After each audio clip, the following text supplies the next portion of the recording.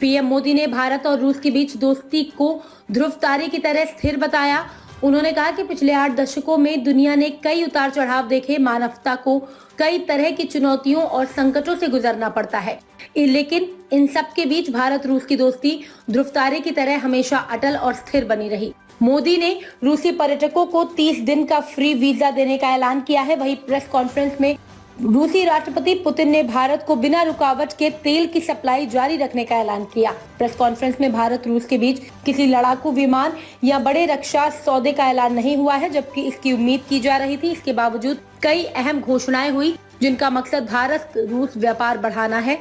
भारत रूस के बीच ship building, भारतीय नाविकों को बर्फीले समुद्री इलाके में जहाज चलाने की ट्रेनिंग, नई शिपिंग लेन पर निवेश, सिविल, न्यूक्लियर ऊर्जा और महत्वपूर्ण खनिजों पर समझौते और एमओयू साइन किए गए। रशिया बिजनेस फोरम, मैं समझता हूँ कि राष्ट्रपति पुतिन का ये बड़ा महत्वपूर्ण इनिशिएटिव रहा कि इतना बड़ा डेलीगेशन लेकर के आज इस कार्यक्रम का हिस्सा बने हैं और आप सबका मैं हृदय से बहुत बहुत स्वागत करता हूं। और मेरा भी आप सबके बीच आना एक बहुत प्रसन्नता का अवसर है। इस फोरम से जुड़ने के लिए और अपने बहुमूल्य विचार साझा करने के लिए मैं मेरे मित्र राष्ट्रपति पुतिन का हृदय से बहुत बहुत आभार व्यक्त करता हूं। बिजनेस के लिए सिंप्लीफाइड प्रिडिक्टेबल मैकेनिज्म बनाए जा रहे हैं। भारत और यूरेशियन इकोनॉमिक यूनियन के बीच एफटीए पर चर्चा शुरू हो गई है और साथियों, हम अलग अलग विषयों को लेकर के भी, जैसा अभी पीयूष जी ने उल्लेख किया था और जैसा राष्ट्रपति जी ने जो संभावनाओं का वर्णन किया है, उसे देखते हुए हम बहुत कम समय में बहुत बड़े लक्ष्य हासिल कर सकते हैं। बिजनेस हो या डिप्लोमेसी, किसी भी साझेदारी की नींव आपसी विश्वास है। भारत रूस संबंधों की सबसे बड़ी शक्ति यही विश्वास है। यह हमारे साझे प्रयासों को दिशा भी देता है और गति भी देता है। यही वह लॉन्च पैड है जो हमें नए सपनों, नई आकांक्षाओं की उड़ान भरने के लिए प्रेरित करता है। पिछले वर्ष बढ़ावा मिले, डिफेंस और स्पेस को प्राइवेट सेक्टर के लिए खोल दिया गया है। इससे इन सेक्टर्स में नए अवसर बने हैं।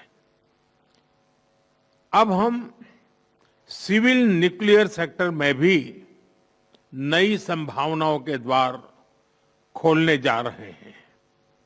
यह केवल एडमिनिस्ट्रेटिव रिफॉर्म नहीं, बल्कि माइंडसेट रिफॉर्म्स हैं। इन रिफॉर्म्स के पीछे एक ही संकल्प है, विकसित भारत। फ्रेंड्स, कल और आज आपके बीच बहुत ही उपयोगी और सार्थक चर्चाएं हुई हैं। मुझे खुशी है कि भारत और रूस के सहयोग के सभी क्षेत्रों का इस बैठक में प्रतिनिधित्व किया गया है।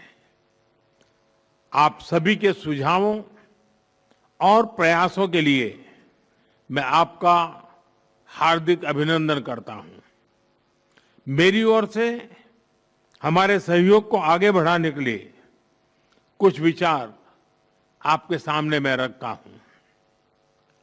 पहला, लॉजिस्टिक्स और कनेक्टिविटी के क्षेत्र में आज की बैठक में राष्ट्रपति पुतिन और मैंने हमारे कनेक्टिविटी के पूरे पोटेंशियल को रियलाइज करने पर बल दिया है। आईएनएसटीसी या तो फिर नॉर्दर्न सी रूट यानी चेन्नई व्लादिवोस्तोक कॉरिडोर, इन पर हम आगे बढ़ने के लिए प्रतिबद्ध हैं। जल्द ही इस दिशा में प्रगति होगी।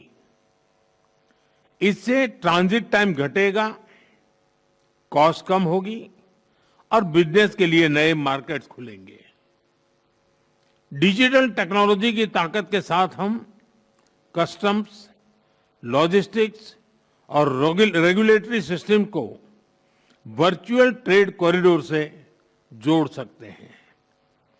इससे कस्टम्स क्लियरेंस तेज होगा, पेपर वर्क घटेगा और कार्गो मूवमेंट अधिक सीमलेस बनेगा।